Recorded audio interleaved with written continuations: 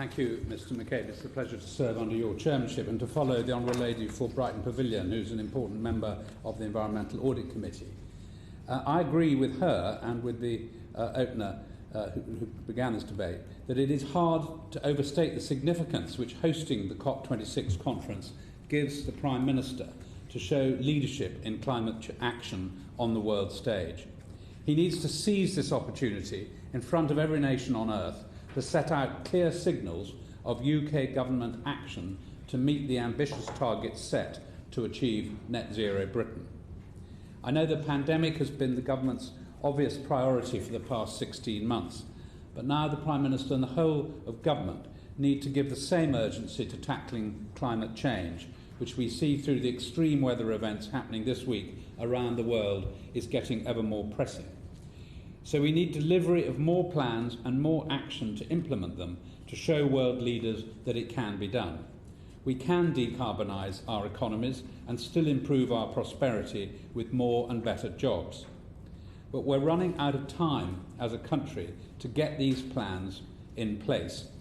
Today, the innovation strategy was published, which provides a welcome focus on clean technology. Yesterday, in the Science and Technology Committee, we learned that the hydrogen strategy will be published during the coming weeks in recess.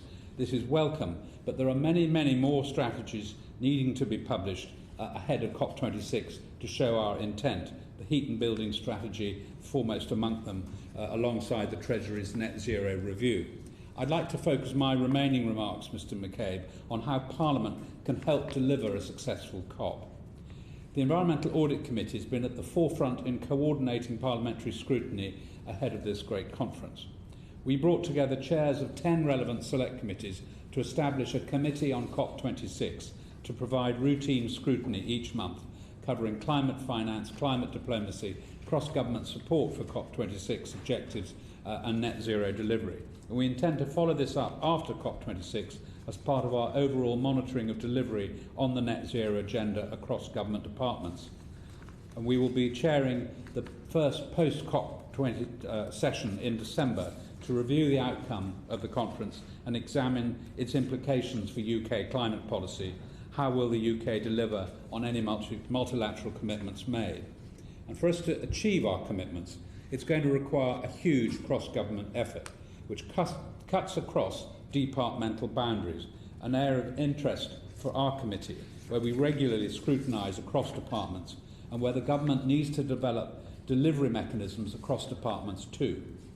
I was pleased to see the presidency programme for COP26 published yesterday, inviting MPs and peers to register interest in attending the Blue Zone.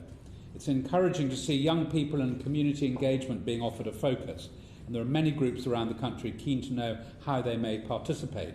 But quite frankly, so would our committee.